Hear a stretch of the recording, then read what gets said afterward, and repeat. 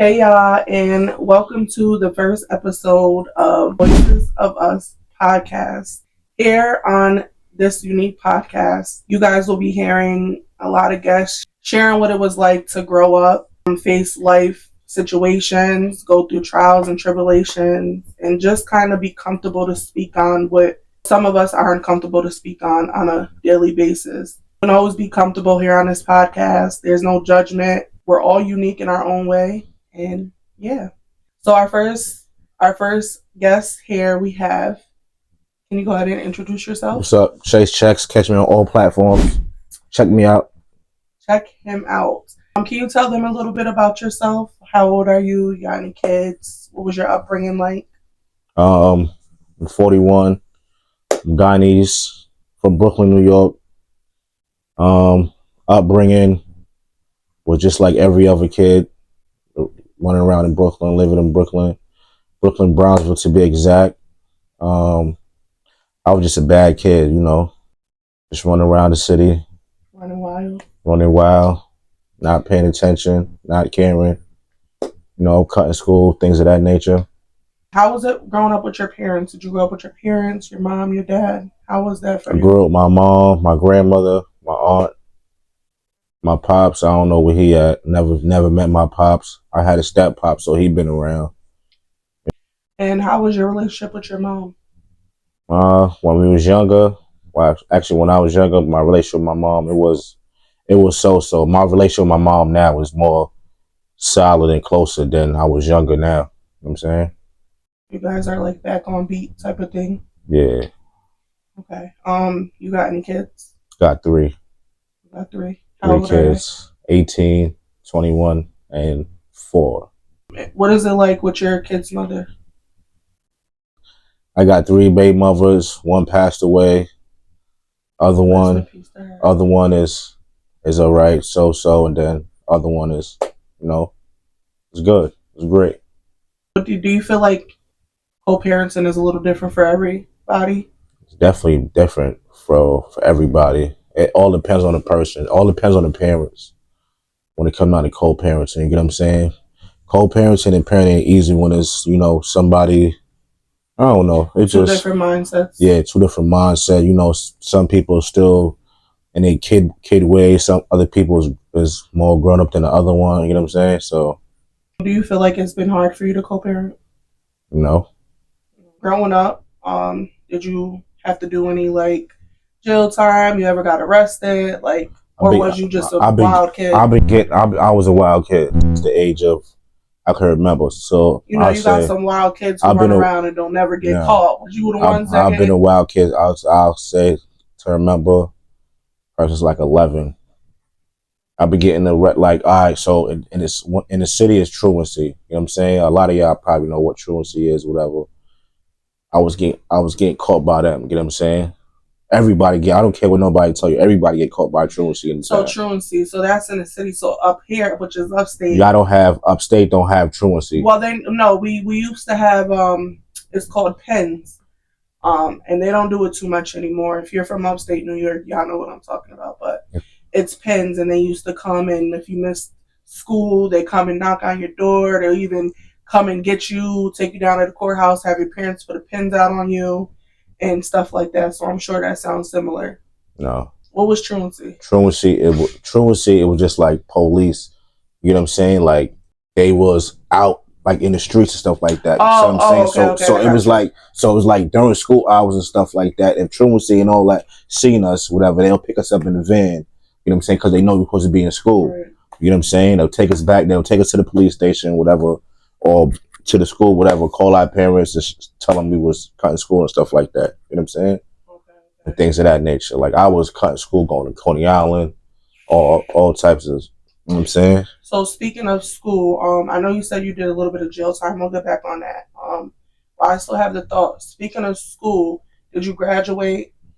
No, I didn't graduate. Once again, even in school, down to when I was in going to school in Brooklyn, I was going to school, but I wasn't going to school. Like I was going to school more out there than when I moved upstate. You know what I'm saying? Like I was going to school out there, but I was still on cutting school, stuff like that. You know what I'm saying? Like, it got worse when I moved upstate. So down the road, did you ever go back? Did you get your diploma, GED? Now I got my GED. Okay, where did you get your GED? I got my GED in prison. What was it like being in prison? When was your first arrest? Like arrest going to prison or just my so arrest. I know you got stages. I don't know too much about it. So obviously prison is when you go sit upstate for a couple years. Yeah. Okay, so when did you ever first get arrested? I first got arrested, I would say probably like 14. Okay. And that was like little minor stints in like. Right. That was my next question. So little minor stints in the city, you know, like stealing and stuff like that, getting caught, stuff like that. You know what I'm saying? So how many times did you get arrested? And what was your longest bid? I got arrested probably like over 20 times. Oh my gosh. Like over 20 times from 14 to like 23. So you was really a bad kid. Yeah. Okay, and what was your longest bid? My longest bid was 10 years. Only did two bids. 2 big bids. Only one big bid. So you're saying like your 14 times, well, your 20 times of getting arrested, you was let go. But you had to do time I was. Some I was let go. Some I only did 90 days, 6 months. Little boat yeah, crap, you know what I'm saying. But my other 2 prison stints was 3 to 9. That was my first one. I did a 3 to 9. So that was my first time going upstate. You know what I'm saying? So when you go upstate for the first time, it'll drug charge and stuff like that. I had a 3 to 9. So anything from 3 years and under, you're able to get shocked. So that's what happened. I went to shock, and I only did like 18 months out of all of that. So we're going to kind of get into lessons and growth, being that, you know, the background you kind of threw at us. My first question is, what did your hardest experiences teach you about yourself? What did it teach me about myself? My hardest lessons teach me about myself? It taught me it taught me, like, my hardest lessons just taught me just like to keep going and just keep striving. You know what I'm saying? Right. Okay. So to piggyback off of that, how has your hardships taught you to be the man you are today? Well, just saying, from me not having a father figure and just like, you know what I'm saying, like not wanting to be like my real pops, you know what I'm saying? Mm-hmm. Like him not being around. So a lot of that came from me, who I am now, just be like a good father, and learn, like it comes from that, you know what I'm saying? Also comes from my mom, you know what I'm saying, struggle and made it work with 6 kids, you know what I'm saying? By herself. But like literally by herself, you know what I'm saying? Right. So you just kind of, because you got some people who see a father not be a father, and they're not a father themselves when they have their own. But you got other people like you that see a father not do what they got to do. You don't want to be nothing like that. Yeah, I can't do that. You're the complete opposite. Yeah, I can't do that. Okay. How do you think relationships, whether romantic, friendships, or family, impact a man's ability to handle hard times? It all depends. You know what I'm saying? How does it impact you during hard times? It all depends. You know what I'm saying? Because I'm a person where I shut down. You know what I'm saying? And like I stay within myself. You know what I'm saying? Like I don't like to really speak like that. Whatever. I hold a lot of things in. You know what I'm saying? So with that being said, have you ever felt like you had to go through something alone? Or did you just choose to do that? I've been through stuff alone, but sometimes I'll be choosing to go through stuff alone because I hate to ask people. Like I'm a person where like I said, I see my mom really get it out the mud, you know what I'm saying, by herself, you know what I'm saying? So it was like I feel like I took that on, you know what I'm saying, to where it's like it is what it is. Like I'm not really asking for nobody help enough like that, because people like to throw that shit in people's faces, you know what I'm saying? So I'll do all that shit on my own before I ask somebody anything. Right. Who do you turn to when life gets really tough? Even if you have more than one person. I would not to be funny or nothing like that, but I don't turn to nobody. You know what I'm saying? I don't know, like you get what I'm saying. Like I just let it. if shit get rough and shit like I said, like I'll take its course. Yeah, I just let it be, or I'll figure shit out myself. Then, like, you know what I'm saying? Like, a lot of people that know me, that really fuck with me, they know, like, if something going on with me. Like, I'm not gonna tell them. You know what I'm saying? Like, that's not good. Right? Like, they'll just be like, "Oh, what's wrong with you?" And then I'll probably start saying shit like, "Yo," you know what I'm saying? So you gotta have somebody. So you're not just gonna do it on your own. You're not gonna talk to nobody on your own. Somebody gotta actually come and say, "Listen, what's going on?" Yeah. That's not good. Yeah, that's just me. So they say, like, when the bottle fills up, the cork pops off. Have you ever had that? Like, have you ever experienced that? Yeah. Just holding too much stuff in and you just explode? All the time. I'm a Capricorn, so we hold a lot of shit in. You know what I'm saying? We hold a lot of shit in, so that's me.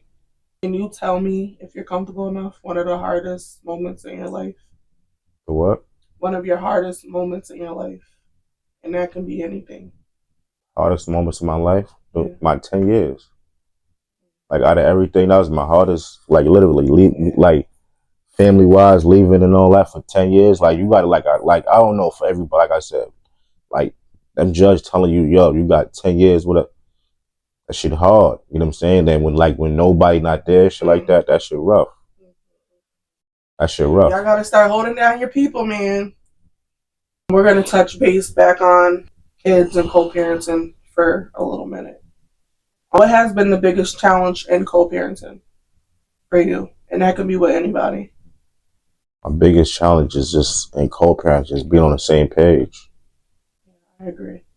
How do you handle disagreements about co-parenting? I don't handle it no way. It's just it like I figure it is what it is. You know what I'm saying? Like disagreements sometimes, like just let it go. You know what I'm saying?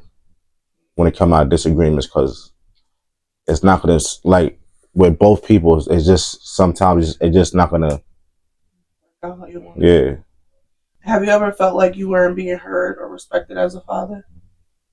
Hell yeah. And how did that ever make you feel?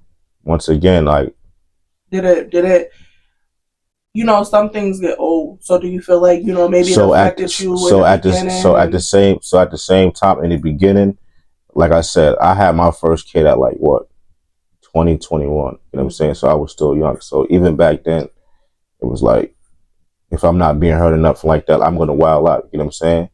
So you wasn't handling it the right way. Yeah, you know what I'm saying? Whatever the case may be. And then it's like, once I got older, it's like, all right, it is what it is. You know what I'm saying? So you handle it? I handle it differently now. You know what I'm saying? Sometimes I just let. You just gotta let it be. Yeah. What's something you wish your child's mother understood about your perspective? Your children's mother. Because that kind of piggybacked off of, like, your challenges about co-parenting. So that's why I'm just, like, seeing that you said, like, sometimes you felt like you wasn't being respected or heard as a father. That kind of piggybacked off of it. So it's like, yeah, but that always goes with the fact of, they just wishing y'all was on the same page. Yeah. Right. What does being a father mean to you? Being a father means a lot to me. I don't know about other people, but being a father means a lot to me. You get what I'm saying? Because I brought life into this world, and it's like I said from before. So it's like, I take fatherhood different from other people, because like I said, I never, like, I don't know my father. You know what I'm saying? Like, my biological father. You know what I'm saying? So that shit hit different. Like, yeah, I got a stepfather and shit like that. You know what I'm saying? Whatever the case, man, he been there a lot, but it's just like, for me, not having a father, you know what I'm saying? Like, playing football, all this other shit, you know what I'm saying? Like, so I take fatherhood to a different level and shit like that. I know you said things kind of get rocky with co-parenting and stuff. What are some ways that you stay in your child's life when things become difficult with their mother? My kids is grown. My kids, like, you know what I'm saying? Like, my kids is grown, so they know my number or whatever the case may be, even when they was younger. You know what I'm saying? Like, I always had my moms, you know what I'm saying? Had my moms or whoever, you know what I mean? Be the person in the middle, you know what I'm saying? Or go get my child, this and the third, you know what I'm saying? So my kids always knew who I was. So we kind of got, like, your upbringing out the way, your fatherhood out the way. I want to get into dealing with death. Are you comfortable with that? No? You don't want to speak about that? Nah. See, I feel like, but this is the thing. People gotta That's learn. That's just a. And you know what? That's And just I a touchy understand situation for me. I understand it, and it's completely understandable. But I feel like, because I lost my sister at what, turning 21. I'm 30. Yeah, I turned 21. I lost her a little bit after my 21st birthday. I feel like when it happened, I'm about to be 32. When it happened, I feel like it was real hard to talk about. But it's like I learned that sometimes you got to talk about it. Like, not saying you do. I understand what you're like, saying, but I'm gonna respect that you're uncomfortable. I don't care how much you. I don't care how much.